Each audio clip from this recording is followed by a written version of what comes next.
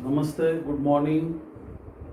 आज हम 12वीं कक्षा के लिए अपना जो सिलेबस है उसमें से 2 नंबर का पार्ट, क्योंकि कुछ अभ्यासक्रम में से हमारा कुछ पार्ट ऐसे है कि जो इस अभ्यासक्रम में आप लोगों के लिए नए है, उसमें पहला पार्ट भी नए होने के नाते हम लोग सीधा दूसरे पार्ट से अपना अभ्यासक्रम आगे शुरू करते हैं। तो दूसरे पार्ट का नाम है हमारे निराला भाई। इन्हें लिखने की जो कोशिश की है वो है महादेवी वर्मा। महादेवी वर्मा जी ने इस पार्ट को रेखांकित करने की कोशिश की है। यहाँ पर हम लोग लेखक परिचय देखेंगे। लेखक परिचय: श्रीमती महादेवी वर्मा जी का जन्म 26 मार्च 1907 को उत्तर प्रदेश के फर्रुखाबाद में हुआ।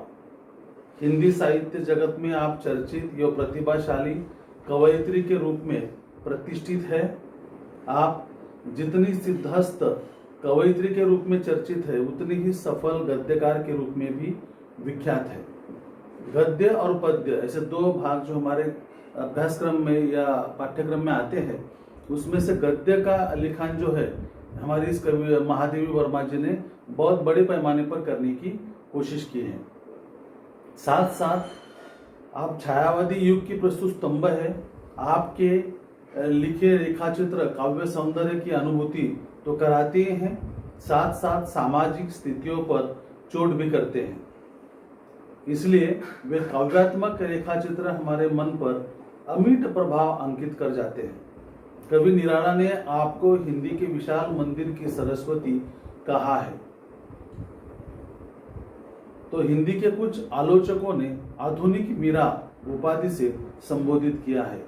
आपका निधन 1987 में हुआ। देखो, आधुनिक मीरा या विशाल मंदिर की सरस्वती, ऐसी उपमा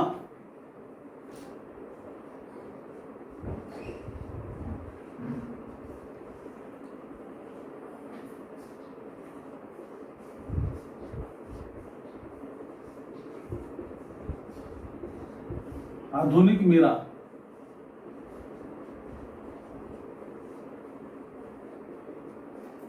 ऐसी बड़ी बड़ी उपमा देकर महादेवी वर्मा जी को यहाँ पर पहचाना जाता है, जानते हैं लोग। बहुत प्रसिद्ध कवयित्री है, इसलिए इन्होंने गद्य लिखान अपने व्यक्तिगत लिखान में गद्य लिखान का ज्यादा, मतलब हम लोग जैसा प्रेमचंद की बात करते हैं कि उन्होंने उपन्यास बहुत लिखे हैं, 300 से भी ज्यादा कहानियां लिखने की कोशिश की है, वैसे इनके व्यक्तिगत जीवन में इनका लिखान जो रहा है वह गद्य लिखान के दृष्टिकोण से हम लोग जानते हैं। ज्यादा लिखना उन्होंने पसंद किया और बाद में 1987 में उनका निधन हो गया। प्रमुख कृतियां उन्होंने लिखे: निहार, रश्मि, नीरज, दीपशिखा, सांध्य गीत, यामा कविता संग्रह है, आदित्य चलचित्र, स्मृति की रेखाएं, मेरा परिवार रेखाचित्र है, श्रृंखला की कड़िया, साहित्यकार की आस्था, निबंध है आदि। मतलब देखो, यहाँ पर कविता संग्रह लिखने की कोशिश हुई, उसके बाद में रेखाचित्र लिखा, उसके बाद में निबंध भी लिखने की कोशिश की। मतलब बहुआयामी हम लोग कहेंगे कि बहुत सारे क्षेत्र में इनका साहित्य लेखन हम लोग जानते हैं, और इन्हें बहुत अच्छी कोशिश करने के नाते इन्हें आधुनिक मीरा ये बड़ी उपमा देने की कोशिश भी निराला जी ने की है। विधा परिचय है: आधुनिक हिंदी गद्य साहित्य में संस्मरण विधा अपना विशिष्ट स्थान रखती है। हमारे जीवन में आए किसी व्यक्ति के स्वाभाविक गुणों से अथवा उसके साथ गठित प्रसंगों से हम प्रभावित हो जाते हैं। उन प्रसंगों को शब्दांकित करने की इच्छा होती है। स्मृति के आधार पर उस व्यक्ति के संबंध में लिखित लेख या ग्रंथ को संस्मरण साहित्य कहते हैं। जैसे एखादा बहुत बड़ा व्यक्ति है और उनके व्यक्तिगत जीवन में जितनी अच्छी घटनाएं, बड़ी बड़ी घटनाएं हो चुकी हैं, जैसे डॉक्टर बाबा साहब अम्बेडकर है, शिवाजी महाराज है, लेखक की दृष्टिकोण से हम लोग देखेंगे प्रेमचंद है, संत कबीर है, महादेवी वर्मा है, एक महान, जैसे समाज के साधारण कार्य से एक अलग व्यक्तिमत जिसे कहते हैं हम लोग, वो एक अच्छा सा कार्य अलग ढंग से लोगों के सामने करने की कोशिश करता है और उसे महत्ता मिलती है, सारे लोग जानने लगते हैं, प्रसिद्ध हो जाते हैं व्यक्ति, और ऐसे व्यक्ति के बारे में कुछ घटना, महत्वपूर्ण घटना घटित होती रहती है, बहुत महत्वपूर्ण। जैसे एखादा व्यक्ति ने बहुत बड़ा कार्य किया तो कौन से क्षेत्र पर कार्य किया, सामाजिक क्षेत्र पर, आर्थिक क्षेत्र पर, राजकीय क्षेत्र पर, किस बात पर कार्य किया, वो कार्य को संग्रहित करके बहुआयामी घटना को एक जगह पर लाके उसका सारा अंकन समाज के सामने रखने की कोशिश महादेवी वर्मा ने इस पाठ से निराला जी के बारे में लिखने की कोशिश हुई है। पूरा लेखन जो है, पाठ परिचय है। निराला हिंदी साहित्य में छायावादी कवि और क्रांतिकारी व्यक्तित्व के रूप में जाने जाते हैं। वे आजीवन फक्कड़ बने रहे हैं, मतलब बोल बिंदास व्यक्ति, किसी के दबाव में उन्होंने अपने व्यक्तिगत जीवन का कार्य नहीं किया, निर्धनता में जीवन यापन करते रहे तथा दूसरों के आर्थिक दुखों का बोझ स्वयं ढोते रहे। मतलब जो एकांत व्यक्ति आर्थिक से बहुत परेशान है, जीवन जीने के लिए मुश्किल है, उसके लिए हम लोग बोलते हैं कि जो व्यक्तिगत जीवन जीने के लिए लायक नहीं कहा जाता वो आत्महत्या कर इस दुनिया से चला जाता है, मतलब बहुत परेशान होता है। ऐसे व्यक्ति के बहुत नजदीक जाकर उसकी समस्या समझकर उसे आर्थिक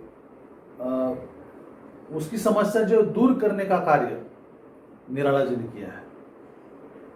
उन्होंने परिवार के सदस्यों के वियोग की व्यथा को सहा है, उसे काव्य में उतारा है।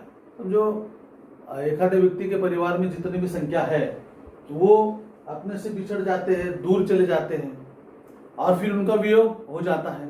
अकेलापन में उनके कुटुंब में या फैमिली में जितने सदस्य रहते हैं वो अगर छोड़कर चले गए और उस कालखंड में अगर ये उनके वियोग में अगर जीते हैं तो उसका भी काव्य में उन्होंने जो जो अंकन हुआ है उसका उतारा या लेखन इस काव्य में करने की कोशिश की है। आतिथ्य करने में उनका अपनापन देखते हैं, आतिथ्य करने में उनका अपनापन देखते ही बनता है। जैसा एखादे व्यक्ति की अपने घर पर आता है तो हम लोग मेहमान के दृष्टिकोण से उन्हें देखते हैं कि अतिथि देवो भव। अतिथि जो है भगवान समान होता है, और जिस तरह से भगवान अगर हमारे घर पर आते हैं तो हम किस तरह से उनकी अवभगत करते हैं, उसी तरह से हम लोग अपने घर पर आने वाले नए अतिथि को भगवान जैसे मानना चाहिए। ये उनकी खूबी थी या उनकी संकल्पना थी। अपने समकालीन रचनाकारों के प्रति उनकी चिंता, उनकी संवेदनशीलता को रेखांकित करते हैं। उनका व्यक्तित्व लोहे के समान दृढ़ था, तो हृदय भाव तरलता से ओतप्रोत था। जैसा हम लोग बोलते हैं कि जैसे सरदार वल्लभ भाई पटेल हमारे देश में होकर चले गए, एक राजकीय बड़े नेता थे, वो गुजरात से आते थे, लेकिन भारत भर में उन्होंने जो उनका जो कार्य किया तो उस कार्य के लौह पुरुष से वो प्रसिद्ध हुए। लौह पुरुष उनको कहा गया, मतलब उनका व्यक्तित्व होते कठोर था, दृढ़ था, ना किसी से बदलने वाला था। जो उन्होंने जो अपने व्यक्तिगत जीवन में जो डिसीजन लिए उसे वो अपने तौर पर बदलने की कोशिश नहीं करते थे, फिर कितना भी बड़ा विरोध ना हो उसे, पूरे भारत भर से अगर विरोध हुआ वो अपने मत पर ठाम रहते थे। इसलिए उन्हें लौह पुरुष के दृष्टिकोण से हम लोग सारी हिंदुस्तान की सारी जनता उन्हें एक उपमा दे रखी है कि वो लौह पुरुष थे। उसी दृष्टिकोण से इनका भी था, लेकिन भाव तरल अगर हृदय भाव तरलता से ओतप्रोत था, भावनिक थे, इमोशनल व्यक्ति थे। अगर एखादी दुर्घटना उनके सामने अगर आ जाती थी तो वो उस व्यक्ति को देखकर अति विवश हो जाते थे। मतलब हम लोग कहते हैं कि जो ज्यादा भावनाशील लोग होते हैं वो कुछ छोटी सी घटना देखने के बाद में भी रोना शुरू कर देते हैं या अपना भाव प्रकट करना शुरू कर देते हैं। ये सारी बातें किसके साथ होती है? जो भावनाशील व्यक्ति होता है उनके साथ होती है। और जो भावनाशील नहीं होता है वो कठोर माना जाता है। लेकिन एक अंग कठोरता की भी होता है और दूसरा अंग हम लोग उसे भावनाशील दृष्टिकोण से भी देखा जा सकता है। वे मानवता के पुजारी थे, मानवता को सर्वतोपरि उस सबसे ऊंचा दर्जा देने का कार्य उन्होंने किया। उनकी सेवा में वो लगे रहे, क्योंकि मानव ही सर्वश्रेष्ठ है ऐसा वो मानते थे, इसलिए मानवता के वो पुजारी कहलाते थे। और इन्हीं गुणों को लेखिका ने शब्दांकित किया। इतने सारे गुण निराला जी की व्यक्तिगत जीवन में हम लोगों को देखने को मिलते थे। तो ये सारे जो अच्छे गुण हैं, हम लोग बोलेंगे कि उसे अच्छे गुण,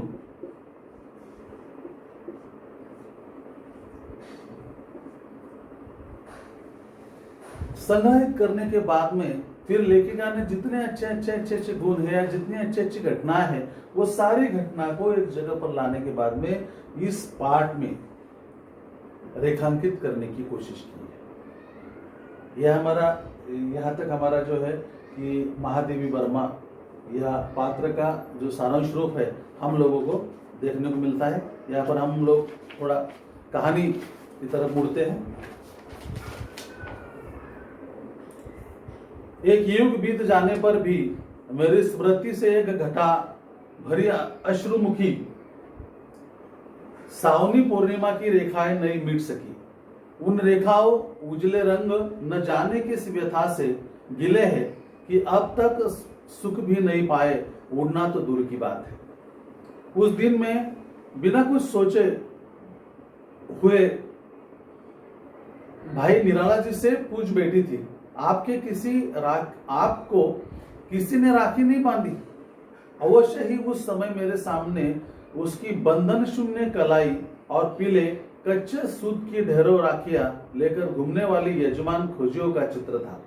पर अपने प्रश्न के उत्तर ने मुझे क्षण भर के लिए चौंका दिया। मैंने ऐसे बहुत सारे चित्र में देखा था कि उनके आगे पीछे मंडराने वाली बहुत सारी सहेलियां ने, उनके हाथ में बहुत सारी राखी है और वो उन्हें बांधना चाहती थी। लेकिन मेरा जो सवाल है, कुछ क्षण बाद मुझे ऐसा लगा कि मुझे चौंका दिया कि मैंने सवाल सही किया है या गलत किया है। लेखिका कहती है कि मैंने एक दिन निराला जी से कहा कि आपको आपके व्यक्तिगत जीवन में किसी ने राखी नहीं बांधी? जैसा रक्षाबंधन आता है और अपने भाई को अपनी बहन राखी बांधती है, तो उस दिन का वो महत्व ही है। तो इसलिए उन्होंने कहा कि एक बहन की दृष्टिकोण से आपको किसी ने राखी नहीं बांधी? कौन बहन हम जैसे भुक्कड़ को भाई बनवाएगी? निराला जी ने उसका सही सवाल का जवाब कैसे दिया कि कौन भुक्कड़ व्यक्ति को एक बहन राखी बांधेगी? मैं उत्तर देने वाले के एकाकी जीवन की व्यथा थी या चुनौती, ये कहना कठिन है, पर जान पड़ता है कि किसी अव्यक्त चुनौती के आभास ने ही मुझे उस हाथ के अभिषेक की प्रेरणा दी, जिसने दिव्य वर्ण गंध मधु वाले गीत सुमनों के भारती की अर्चना भी की है और बर्तन मांजने, पानी भरने जैसे कठिन श्रम साधना से उत्पन्न श्वेत बिंदुओं से मिट्टी का श्रृंगार भी किया है। कि भाई हर व्यक्ति, हम लोग जो सोचते हैं कि आप व्यक्ति को सहजता से, अगर उनके पास कोई, उनके फैमिली में से अगर कोई नहीं रहता है, अकेला है, वो विवेक में जी रहा है और साहित्य भी लिखने का कार्य किया है, तो उन्होंने महादेवी वर्मा जी से कहा कि भाई मेरे जैसे भुक्कड़ व्यक्ति को एक अच्छी बहन राखी कैसे बनवाएगी, क्यों बांधेगी? ये भी सबसे बड़ा सवाल है। उन्हें ऐसा लगता था, लेकिन वो बहुत सारे ग्रेड थे, ऊंची स्तर पर थे, अच्छे लेखक थे, लेकिन बोली भाषा में हम लोग वो निराला महादेवी वर्मा जी से जब बात करते उनके सवाल का जवाब देना था, इसलिए उन्होंने उस ढंग से दे दिया। दिन रात के पंगों से वर्षों की सीमा पार करने वाले अतीत ने आग के अक्षरों में आंसू के रंग भरकर ऐसी अनेक चित्र कथाएं आग डाली है, जितनी इस महान कवि और असाधारण मानव के जीवन की मार्मिक झांकी मिल सकती है। पर उन सबको संभाल सके ऐसा एक चित्राधार पा लेना सहज नहीं है। हम लोग मानते हैं कि जिस व्यक्ति, हम बहुत सारे व्यक्ति को अपनी महत्ता लोगों को बताने की कोशिश होती है, खुद में महत्ता न होते हुए भी लोगों को बताने की कोशिश करते हैं वो।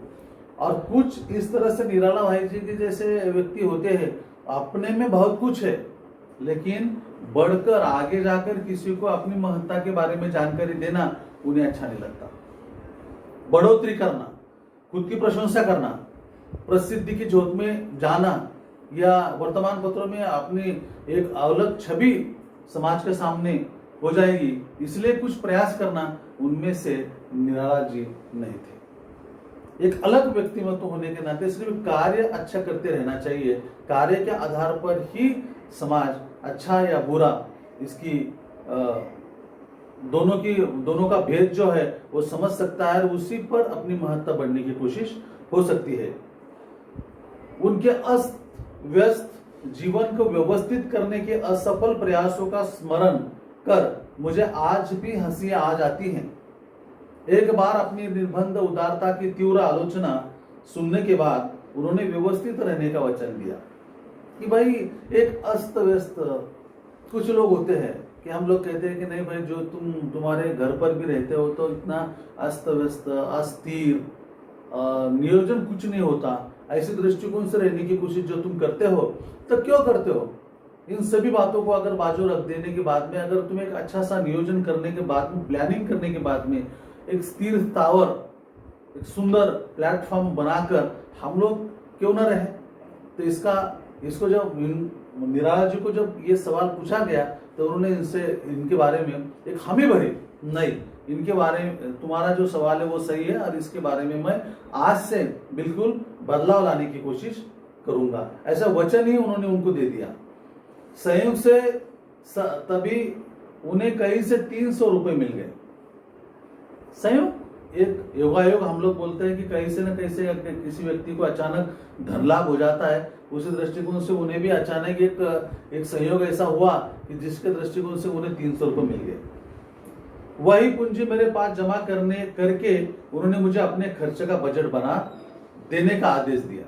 महादेवी वर्मा जी कहती है कि उन्होंने वो 300 रुपए मेरे पास दिए और कहा कि जो मेरा बजट है वो थोड़ा सिस्टमेटिक बनाइए और इस बजट के दृष्टिकोण से ही ये पैसा खर्च करने की कोशिश कीजिए, क्योंकि अगर अच्छा बजट अगर बनता है और उस बजट में अगर मेरा सारा कार्य बिल्कुल सफल होता है तो मुझमें जो स्थिर स्थावर संपन्नता है वो आ जाएगी, साफ सुथरा अपनापन भी दिखाने की कोशिश मैं करूंगा। इसके वजह से उन्होंने एक ऐसा आदेश उनको दे दिया। जिन्हें मेरा व्यक्तित्व हिसाब रखना पड़ता है वे जानते हैं कि यह कार्य मेरे लिए कितना दुष्कर है। जिन्हें मेरा व्यक्तिगत हिसाब रखना पड़ता है वे जानते हैं यह कार्य मेरे लिए कितना दुष्कर है। न वे मेरी चादर लंबी कर पाते हैं, न मुझे पैर सिकोड़ने पर बाध्य कर सकते हैं। और इस प्रकार यह विचित्र रस्साकशी में 30 दिन बीतते रहते हैं। देखो, हम लोग जब सोते हैं, ठंडी के दिन अगर होते हैं तो सिकुड़ कर सो जाते हैं।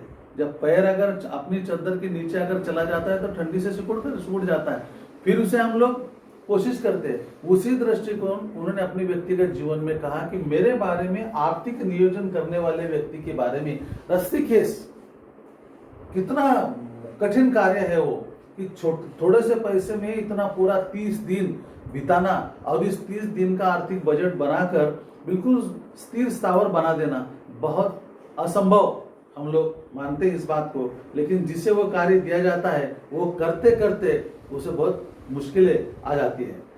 पर यदि अनुत्तीर्ण परीक्षार्थियों की प्रतियोगिता हो तो 100 में 10 अंक पाने वाला भी अपने आप को शून्य पाने वाले से श्रेष्ठ मानेगा। बिल्कुल सही है। क्यों? अनुत्तीर्ण परीक्षार्थियों की प्रतियोगिता हो तो 100 में 10 अंक पाने वाला भी अपने आप को शून्य वाले से श्रेष्ठ मानेगा, क्योंकि अनुत्तीर्ण नापास सारी श्रृंखला यहाँ से अनुत्तीर्ण होने वाली होती है। और उसे वो अगर अनुत्तीर्ण में अगर वो डालने की कोशिश करता है तो नहीं उससे मैं अच्छा हूं, ऐसे संकल्पना या भेद वो खुद में मानने की कोशिश कर सकते हैं।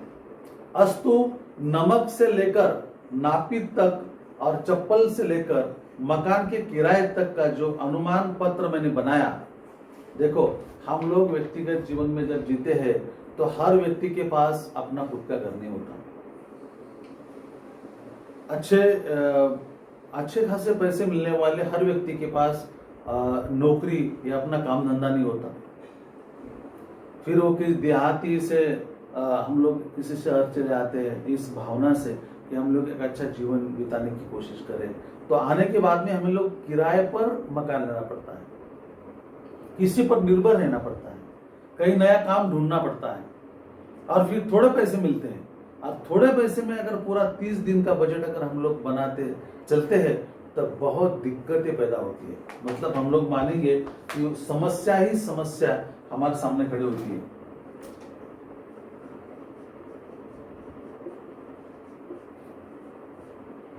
इसकी संख्या जो होती है वो ज्यादा होती है इस समस्या की, और फिर इस समस्या से हमारे निकलना पड़ता है। उसी दृष्टिकोण से उन्होंने कहा कि मकान के किराए तक का जो अनुमान पत्र मैंने बनाया वह जब निराला जी को पसंद आ गया तब पहली बार मुझे अपने अर्थशास्त्र के ज्ञान पर गर्व हुआ। देखो, महादेवी वर्मा जी कहती है कि उन्होंने दिए हुए पैसे के दृष्टिकोण से जब महीने का बजट बनाने की कोशिश मैं कर रही थी तो उसमें से पहला कार्य हुआ कि जो मकान, जिस मकान में रहते थे, उस मकान का जो किराया है उसका जो अनुमान पत्र मैंने उनको समझाया, उन्हें बहुत पसंद आया।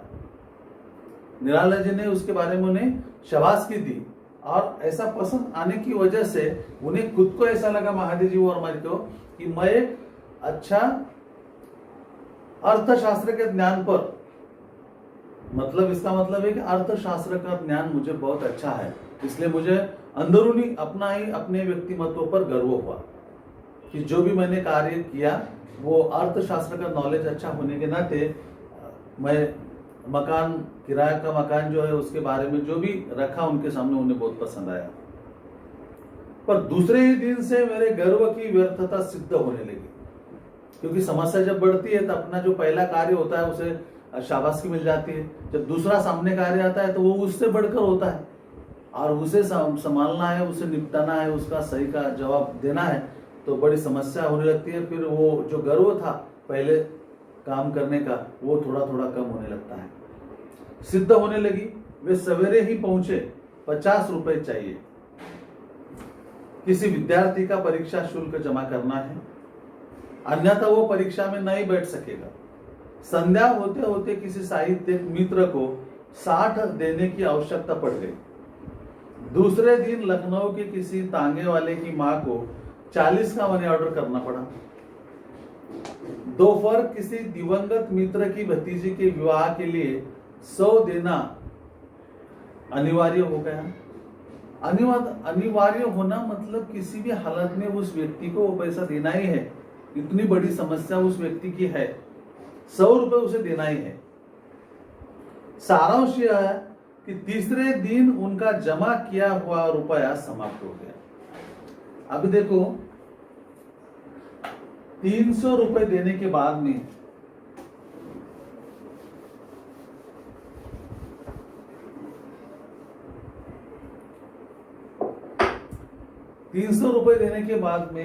ये जो 300 रुपए जो है वो 30 दिन के लिए होते हैं, पूरा महीना, 1 महीना।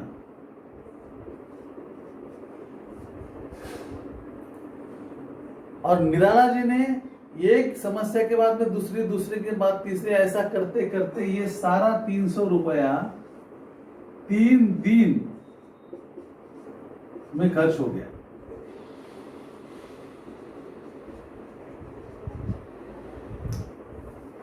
अब निराला जी ने जो 300 रुपए दिए थे महादेवी वर्मा जी के हाथ में, तो वो किसी को मनी ऑर्डर भेजनी थी, किसी बच्चे की परीक्षा फीस भरनी थी, विवाह के लिए 100 रुपए देना थे, किसी तांगे वाले को 40 का मनी ऑर्डर करना था। ऐसे अलग अलग शीर्षक उनके सामने आए और ये 3 दिन में पूरा पैसा खर्च हो गया।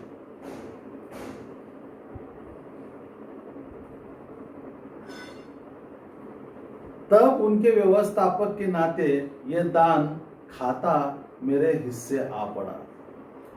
पता चला कि 300 रुपए की पूरे महीने की क्षमता से हमें खर्च करना है, लेकिन दान देने की दृष्टिकोण से नहीं।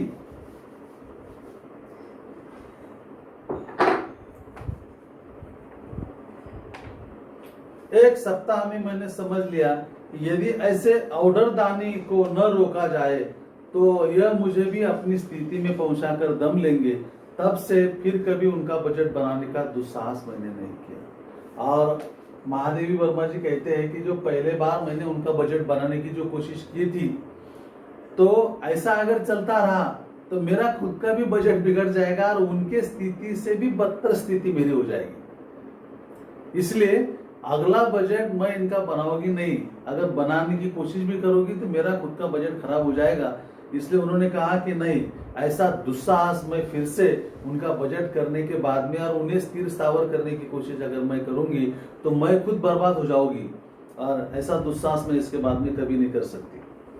बड़े प्रयत्न से बनवाई रजाई, कोट जैसी नित्य व्यवहार की वस्तुएं भी जब दूसरे ही दिन किसी अन्य का कष्ट दूर करने के लिए अंतर्दान हो गई, तब अर्थ के संबंध में क्या कहा जाए। भाई, जब दान करने वाला व्यक्ति होता है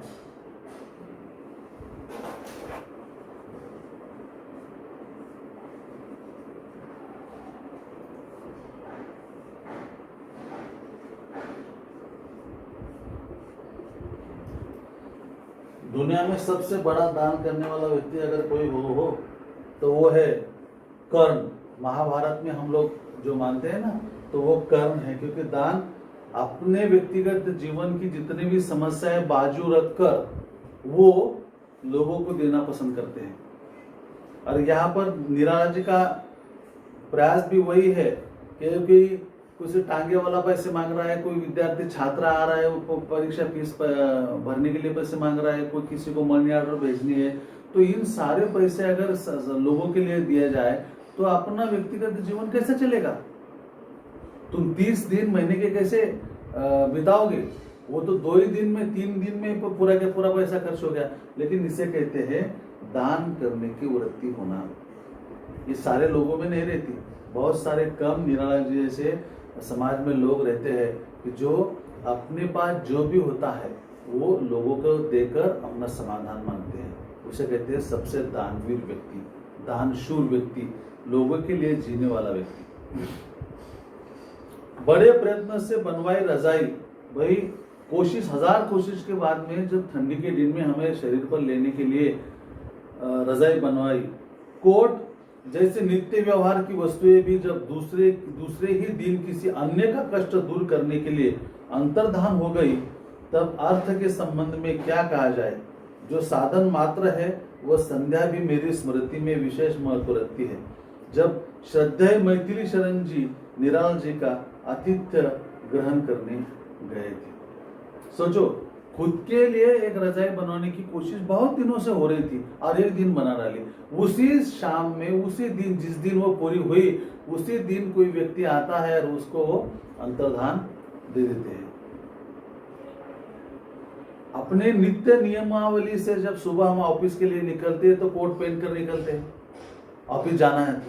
अगर किसी व्यक्ति ने वो निकल रहे हैं, पूरे तैयार हैं बाहर जाने के लिए, और एक व्यक्ति आता है कि वो कहता है कि भाई साहब जरा तुम्हारा कोट मुझे देना, मुझे जरा आज बहुत जरूरी है, वो तुरंत वो कोट निकालते हैं, उनकी शरीर पर दे देते हैं और वो व्यक्ति पहनता है और अपने काम पर चला जाता है। क्या कहना चाहिए?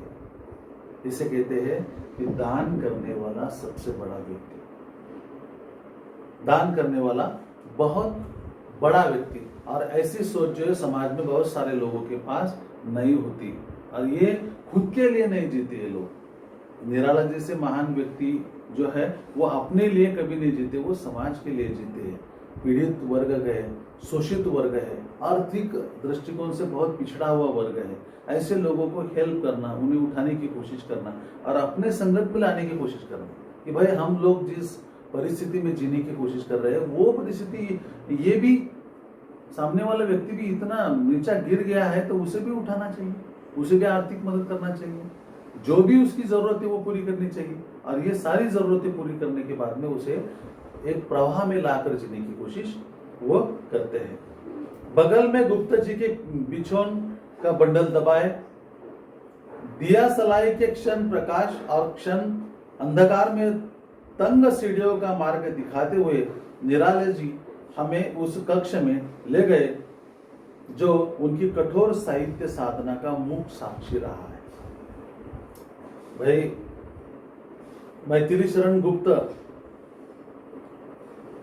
और उनके सहयोगी मित्र जब उनके पास आए तो उन्होंने अपने व्यक्तिगत जीवन में जो कठोर साहित्य साधना जहां पर बैठकर की है, जिस रूम में की है, जिस जगह पर वो बैठे हैं, और वो ये साधना जब उन्होंने की है तो वो जगह इन सभी लोगों को वो अपने साथ लेकर वहां उस जगह पर ले गए जो उनकी कठोर साहित्य साधना का मुख्य साक्षी रहा है कि भाई मैंने इस जगह पर बैठने के बाद में जब हम लोग कहते हैं कि हम लोग पढ़ाई करते हैं तो 10-10, 12-12, 15-15, 16-18 घंटे तक आज के विद्यार्थी पढ़ाई करते हैं, तब उनको कहीं अच्छा सा जो उनकी इच्छा होती है वो साइड में चले जाते हैं। जैसे मेडिकल में जाना है, कोई साइंटिस्ट होता है, कोई इंजीनियरिंग साइड चला जाता है। तो ये बच्चे कोई साधारण स्टडी नहीं करते, असाधारण दृष्टिकोण से वो अपना कर्म या कार्य करते रहते हैं। उसी दृष्टिकोण से निराला जी ने भी अपने व्यक्तिगत जीवन में बहुत कठोर साधना की और कठोर साधना के बाद में बहुत बड़ा साहित्य लिखकर समाज के सामने रखा। और उस साहित्य से कुछ छोटे छोटे क्षण, जैसे महादेवी वर्मा जी कह रहे हैं कि निराला भाई के बारे में जो कुछ घटनाएं मैंने अंकित की है, तो उसी दृष्टिकोण से उन्होंने बहुत बड़ा साहित्य समाज के सामने रखने की कोशिश की है। या जो भी किया है उन्होंने समाज के लिए या अपने व्यक्तिगत नाते बहुत ही अच्छा कार्य महादेवी वर्मा ने अपने इस पाठ में उनका लेने का प्रयास किया है। बाकी जो पाठ है हम लोग तो दूसरे इसमें लिखेंगे। यहाँ हम आज रुकते हैं। धन्यवाद।